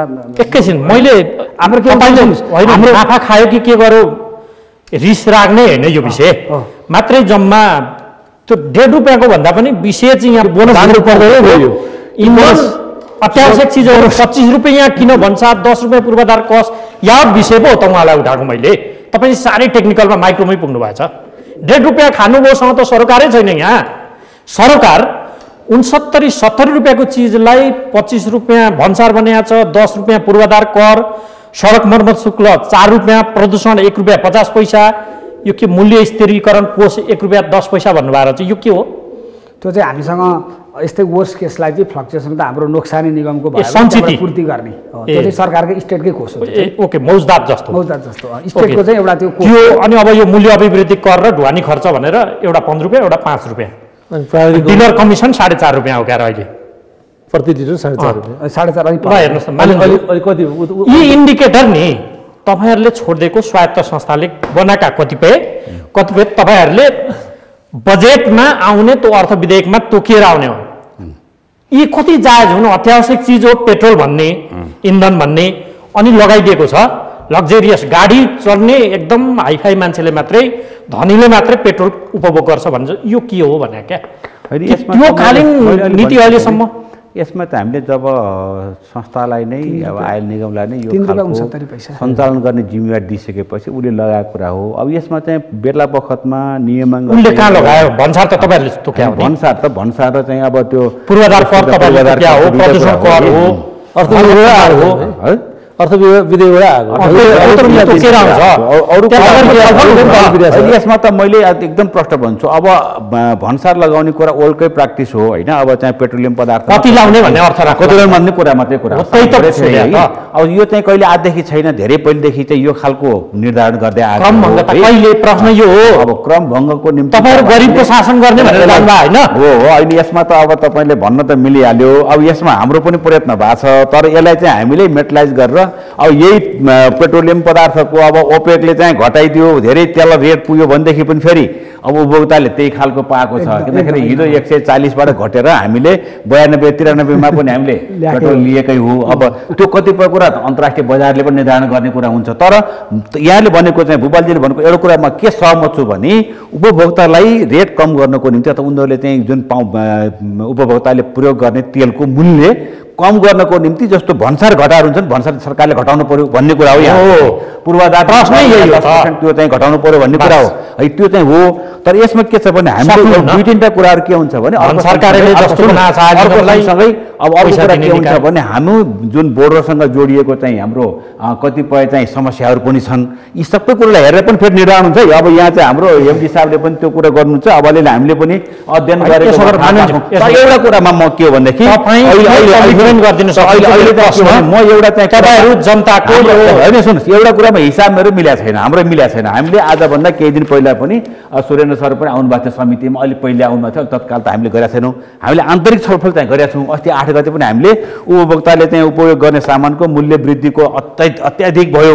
अब यहाँ बाहिर चाहिँ हामीले 8% 10%को इन्डेक्स पाउँछौँ भने सूची चाहिँ आछ भनेदेखि बढेको सङ्ख्या हिसाबको 18, 20, 25। अब हाम्रो चाहिँ बानिया सरले त सिटामोलमा 260% बढ्यो है, 230% बढ्यो भनेपछि यो विषय छलफल चाहिँ हामीले चलाएको छौँ। अनि सम्बन्धित निकायलाई पनि हामीले बोलाएको छौँ, छलफल चलाइरहेका छौँ। तर परिणाम त निस्केको छैन। यो त मैले फेरि सुरुमै यहाँलाई मैले आफ्नो त गर्ने भनिसकेका छु, छलफल चलाएको छौँ। तपाईँहरू शोषितका लागि काम गर्छौँ भनेर एक्ज्याक्ट प्रयत्न गर्दैछौँ। एउटा कुरा समितिको काम भने के हो भनेदेखि चाहिँ यो आयल निगमलाई पनि त्यो बाँसबारी छाला उद्योग जस्तै बनाउनु खोज्या हो, त्यस्तै बनाउने हो दोस्त? त्यस्तो त होइन। अब चाहिँ कतिपय सवालमा चाहिँ है, अब यो कुनै बेला त्यही अवस्था पुगेको थियो। म यही हुनुहुन्छ हाम्रो चाहिँ सिओ साहब, कुनै बेलामा चाहिँ झन्डै 15 अरब 18 अरब 30 अरब चाहिँ घाटा पुग्यो, 36 अरब घाटा पुगेर हामीलाई रिपोर्टिङ गर्न पनि आउनुभएको थियो है। तर अहिले त्यो घाटा चाहिँ पुर्ताल भएको छ। संयोगवश अलिकति बाहिर चाहिँ अन्तर्राष्ट्रिय मूल्य चाहिँ घट्यो। तपाईँहरूको पोलिसीका कारण माननज्यू उहाँले कसको भान्जीहरूको पनि लुगाको हामीले तिर्दिनुपर्छ भन्दै हुन्छ, त्यस्तोसम्मको व्यङ्ग्य अलिकति राखेँ। म सक्छु, मैले भनेपछि हजुरलाई पनि सहिलो हुन्छ। बेइमानी वास्तवमा आयल निगमलाई को कारणले मात्रै भएको छैन। एउटा कुरा हजुरले मैले त्यो पनि भने, म यो पनि एउटा ओपन प्रतिस्पर्धा गर्दिन हुन्न त, हुँदैन। इन्धन आयात गर्ने होइन, कुरा पनि गरेर हेरियो हजुर। त्यो गर्यो भने त्यो गर्यो। अब जसरी नेपाल आयल निगमलाई चाहिँ कारोबार गर्ने अहिले त एकाधिकार छ क्या, नुन र यसमा मात्रै नेपालले यो आफू मात्रै ल्याउँछु, सरकारले ल्याउँछु, अरू कसैले दिन्न भने नुन र यसमा मात्रै छ। त्यो पनि खुला प्रतिस्पर्धा होइन, त्यो यसमा चाहिँ हामीले ओपन राखेका छन्, नेपाल राज्यले राखेका छन्। किन देखियो भने त्यो होइन 119 रुपियाँ नेपाल आयल निगमले प्रति लिटर पेट्रोल बेचिरहेको थियो। अर्को एउटा त्यस्तै गरी आयल निगम जस्तै गरेर अब त प्रतिस्पर्धी ल्याउनुपर्छ भनेर निजी क्षेत्रको एउटा विराट पेट्रो भन्ने विराटनगर बेच भएकोलाई लिएर आयो, उसले 190 रुपियाँ बेच्यो। हामीले आफै गएर मुद्दा हालेर ठिक रहेछ नि, गाली गरे पनि हाल्दिन्छ। तर एउटा कुरा के हो भने बेइमानी कहाँबाट यो त अब वास्तवमा जो एमडी साहबले चलाउनुहुन्छ यो संस्था त यति चाँडै सुध्रिँदैन। यो त के छ भने अलि धेरै करेन्टै लाउनुपर्छ, धेरै करेन्ट लाउनुपर्छ। अब किनभने यो हामीलाई त अलिअलि थाहा भयो नि त, मलाई पनि थाहा छ के छ। अब यो एउटा सम्बन्ध पहिलो हामीले हामीले चाहिँ के छ भने दिएको उसमा उहाँले अहिले भन्नुभयो हामी सबै पास गरौँ भनेर सबै एकै नम्बरमा के राखेको छ भने यो चाहिँ रियल नभएको देशमा रेलवे ऐन छ, अनि त्यसपछि गएर यो युरेनियम नभएको देशमा युरेनियमसँग सम्बन्धित औ छ। त्यो बेलामा चाहिँ के छ भने 200 अरब रुपियाँको कारोबार हो। 200 अरब रुपियाँ कारोबार हुँदाखेरि पेट्रोलियम ल छैन, जबकि इन्डियाको पेट्रोलियम लको आधार बनाएर हामीले काम गराउनु परिरहेको छ। इन्डिया त्यो छुट्टै देश हो नि त, त्यसको आधार बनाएर उहाँले प्यारामिटर तोके पनि त्यसैले हेर्ने हो। अब रह्यो एउटा ऐन बनाउनु पर्यो भनेर एकै नम्बरमा लेखाएको छ। ऐन बनाउने ठाउँ को छ भने जसले सही गरिरहेको छ उही मान्यजी हुनुहुन्छ। बेमानी किन भन्ने छु मैले भने नि अब आफू सही गर्ने ल यो त बनाउनु, फेरि यो ऐन बनाए मात्रै भनेको छैन, त्यहाँ उहाँलाई सम्झना होला ऐन जम्मै ऐनको ड्राफ्टै पेश गरेर ऐन ड्राफ्टै पेश गरे नि उहाँले 2-4 कुरा त होइन यो त यसो गर्नु पर्यो भनेर लेखेरै यो सबै चल्नेको बाधक त ऐन हो। यसो हुनाले पहिलो कुरा चाहिँ के हो भने खेलको नियम हामीले बनाइएन क्या, विधेयकबाट बनाउनु पर्ने खेलको नियम सबै त जे गर्छस् गर भाइ, 2 रुपियाँ लिएर आएर 10 रुपियाँ बेचे पनि बेच, आदि त्यति गरे पनि गर भनेर सबै टाउको कसलाई दिउँ भन्दाखेरि त्यो किसिमको छाडा छोडिएको त्यस्तो मन लाग्छ र होइन छ नि। बिहा भित्र हेर्दाखेरि छैन, बाहिर हेर्दाखेरि भित्र हेर्दाखेरि त त्यो त हेर्दाखेरि त सल्लाह हेरौँ न 69 रुपियाँ 55 पैसा ल्याएको सामान मसँग 130 रुपियाँ प्रत्येक दिन घाटा खाएर बेच्दै हुनुहुन्छ फेरि कति गर्नुभएको त भन्न दिनु नि मलाई 1 घन्टासम्म भन्न सक्छु। तर त्यो भने हामी सबभन्दा चुरो कुरो कहाँ रह्यो भने हामीले खेलको नियम बनाइदिएनौँ क्या। खेलको नियम भन्नको लागि त के हो भने जुन अहिले मैले भने नि त्यो एउटा छुट्टै मूल्य निर्धारणको के छ भने आयोग जस्तो समिति जस्तो उहाँले पेस गर्ने हो कि होइन भनेर हेरिदिने ओभरसाइड एजेन्सी बनाइदिए भयो हामी गएर हुनु पाउँथ्यो। यो त यो घटाउनुहोस् न भनेर दुनियाँमा यति धेरै श्रिङ्केज कहाँ छ देखाउनुहोस् त। इन्डियाको कुरा गरौँ न, उहाँ इन्डियन प्यारामिटर लिइरहनु भएको छ। तपाईँले एउटा भन्न चाहे उहाँहरूका आफन्तका पोसाकको खर्च पनि बेर्नु परेको छ भनेर तपाईँले त्यो चाहिँ के चाहिँ हो भने हामीले त्यो सबै यो त परिणाम न हो। कारण के हो? कारण भनेको के हो भने कारण भनेको हामीले खेलको नियम बनाइदिनु। खेलको नियम बनाउनु कसले? मान्यज्यूले। फेरि आफै अरू मलाई चित्त दुखाइ थिएन क्या, आफै सही गर्ने एकै नम्बरमा योग आज नभए फेरि भोलि लो नि त ल साह्रै भयो कम्तीमा के छ भने सहरमाथामा त्यत्रो कुरा कमिटमेन्ट म भोलि लेख्नु सुरु गर्छु, आफैले गरे आयो त्यो त भोलि लेख्नु सुरु गर्छु भन्यो भने गाह्रो छ नि। फेरि गर्नुहुन्छ त्यो कमिटमेन्ट मानन्ज्यू ऐन ल्याउनु होइन यस्तो कमिटमेन्ट होइन, ऐनको समेत ड्राफ्ट गरेर नेपाल सरकारलाई बुझाएको छौँ। त्यसको आफ्नो प्रक्रिया छ है, हामीले 10 वर्षमा नै आइन्छ है प्रक्रिया 10 वर्षमा आएन। अब त्यसको निम्ति एउटा चाहिँ प्रक्रिया छ, त्यसलाई चाहिँ अब उद्योग वाणिज्य आपूर्ति मन्त्रालय अन्तर्गत अब खास गरी कानुन मन्त्रालयसँगको सम्बन्ध यी सबै कुराहरू जोडिएर मात्रै ऐन आउँछ। ऐन चाहिँ यत्तिकै म सांसदले मैले चाहिँ निजी रूपमा पेश गर्न त सक्छु, ऐन पेश गर्न नसक्ने होइन, संसदमा पेश गर्न सकिन्छ।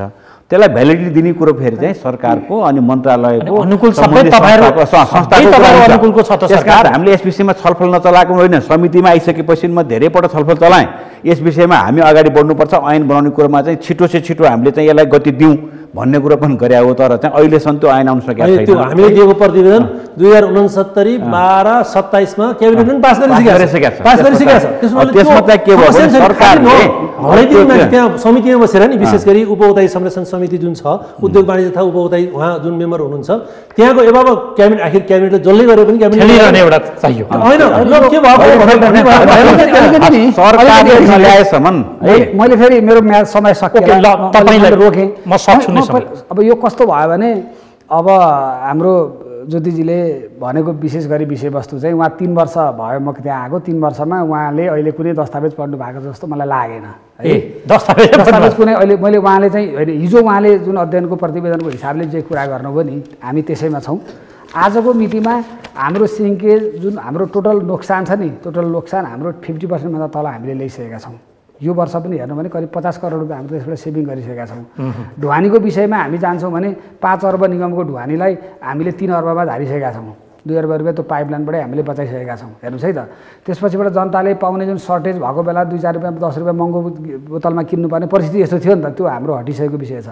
नेपाल प्रहरी र गुणस्तर चाहिँ एकदम सशक्त भइसकेपछि कम तेल पाउने विषयमा आजै म दाबीका साथ भन्छु, हामीले यो विगत 2 महिना अगाडि नै करिब देशभरिका 100वटा जति पम्प म आफै वाणिज्यको डी साहब हाम्रो वाणिज्यको टिम राखेर हामीले हेर्दा हामीले एउटा ठाउँमा हामीले कैफियत पाएनौँ। क्वान्टिटीको हामीले कुरा गर्दा क्वान्टिटीको कुरा गर्दा क्वालिटीको कुरा गर्नुहुन्छ भने युरोसिसको तेल आछ, युरोसिसको गाडी आछन्, तपाईँले यति सानो तपाईँले डिफल्ट गर्नुभयो भने त 91 अक्टेनमा 90 मात्रै अक्टेनमा त्यसले रातो बत्ती बल्न देखाउन थालिहाल्छ। हेर्नुहोस् क्वालिटीको विषयमा हामी त्यति भइसकेका छौँ होइन।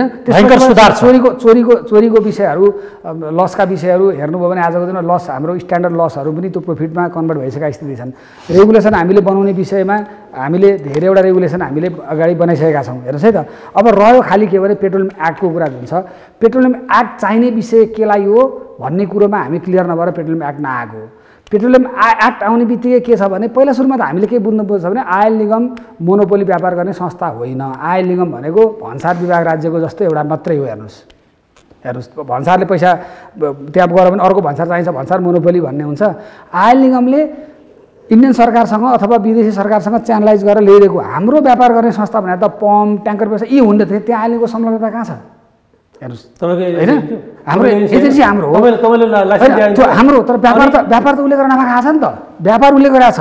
हेर्नुहोस् अब हामी जब तपाईँको एमआरपीमा कन्ट्रोल गर्छौँ नि, एमआरपीमा कन्ट्रोल गर्छौँ उसलाई आफ्नो लागत। यो त यो वस्तु त के छ भने नेपाल सरकारले आफूलाई निहित गरेको वस्तु उसले व्यापार नि तपाईँले दिएको कारणले व्यापार गरे होइन। हामीले एउटा कुरा के बुझ्नुपर्छ भने नुन र यो अहिलेसम्म खुल्ला सोसले छोडेको छैन।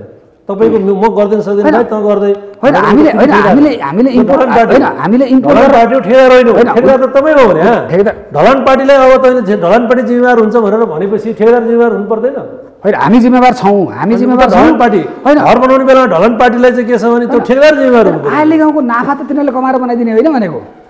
आयल निगमको नाफा भनेको त त्यो पम्पले किनेर बनाइदिने भनेको होइन त, उसको नाफामा त हाम्रो सारमा बजारमा ओभरअल बढेको मूल्य वृद्धिको दोष तपाईँ या तपाईँको संस्थाले लिन्न, हामी लिँदैनौँ। हामी किन लिँदैनौँ भने हामीले 70 रुपियाँ 55 पैसा लिएको सामानलाई त यति खा म यति खान्छु भनेर 130 रुपियाँ उपभोक्तासँग लिने, तर त्यो 130 रुपियाँ गर्दाखेरि त बाहिर पक्का भने मुद्दा हाल्नु नि त तपाईँ अधिवक्ता होइन।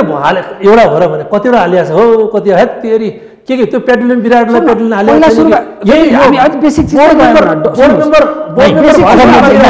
अझै सुन्नु त्यो दोष नलिने भने दोष सुन्नु, दोष म किन म दोष लिन्छु, दोष कहाँसम्मको लिन्छु? डलरको प्राइस बढ्छ म दोष लिन सक्छु, सक्दिनँ म होइन। क्रुडको अन्तर्राष्ट्रिय प्राइस बढ्छ म दोष लिन सक्छु। यति सुधार गर्ने यति सुधार गर्ने हुन्थ्यो, एउटा सुधार गर्ने हुन्थ्यो। हेर्नुहोस् यति सुधार गर्ने सुधार त उहाँले भयङ्कर यति सुधार गर्ने धेरै मध्येमा धेरै होइन। म त मेरो चिजमा मात्रै म 1.5 रुपियाँमा जिम्मेवार छु। मैले अहिले पनि भन्छु नेपाल मानवजी उहाँले पनि नलिने, तर पेट्रोल इन्धनका कारण मूल्य बढेको व्यापारीहरू भन्छन्, बजार गइ नसक्नु छ। उहाँले भन्नुभयो 230%सम्म वृद्धि।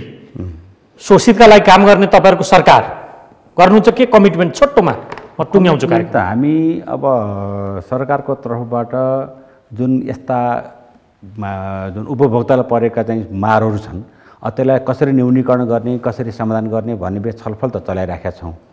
यसमा चाहिँ के हो भने म एउटा कुरामा सुरेनजीलाई पनि मेरो चाहिँ भनाइ के हो भनेदेखि हामी सबै जिम्मेवार छौँ यसमा चाहिँ। यसभित्रका कतिपय सुधार गर्न पर्ने कुराहरू होलान्, त्यसभित्र पनि जस्तो उहाँले भन्नुभयो भने सिङ्ग्रेट चाहिँ कुरा गर्दाखेरि आज घटिया छ भनेपछि अरू पनि बजार कन्ट्रोल गर्ने तर्फ जाने कि नजाने मेरो जाने बिल्कुल। त्यस कारण अब हामी बजार कन्ट्रोल गर्नलाई हाम्रो तर्फबाट, हाम्रो समितिको तर्फबाट हामीले प्रयत्न गरेका छौँ। हुन त हाम्रो समिति भनेको चाहिँ त्यो एजुकेटिभ बडी होइन, त्यो चाहिँ निर्देशन दिने र हामीले चाहिँ त्यसलाई सुझाव दिन सक्छौँ, सरकारलाई दिने हो काम त सरकारको। तर सरकारलाई पनि हामी फेरि कसको तपाईँहरूको सरकार हाम्रै छ, हामीले चाहिँ समिति मार्फत यी कुरामा चाहिँ कमी राख्दैनौँ। हवस्, समय सकियो र आदरणीय दर्शकहरू आजको कार्यक्रमको निर्धारित समय सकिएको छ। करमा भनी तर जनतालाई दिने सेवा सुविधामा किन गरी मूल्य वृद्धिको विषयलाई केन्द्रमा राखेर आज हामीले यो बहस गऱ्यौँ। यो बहसमा सहभागी हुनुहुन्थ्यो प्रतिनिधि सभाका सदस्य, उहाँ प्रतिनिधि सभाको उद्योग तथा वाणिज्य र श्रम तथा उपभोक्ता समितिको सदस्य पनि हुन्छ सोमप्रसाद पाण्डे। यसै गरी उपभोक्ता अधिकारवादी उपभोक्ता हित संरक्षण मञ्चका अध्यक्ष ज्योति मानिया र नेपाल आयल निगमका कार्यकारी निर्देशक सुरेन्द्र कुमार पौडेल। यहाँहरू तीनैजनालाई पुनः एकपटक धेरै धेरै धन्यवाद। अर्को अङ्कमा फेरि तपाईँ हाम्रो भेट हुने नै छ। हामीलाई आजलाई बिदा दिनुहोस्। नमस्कार।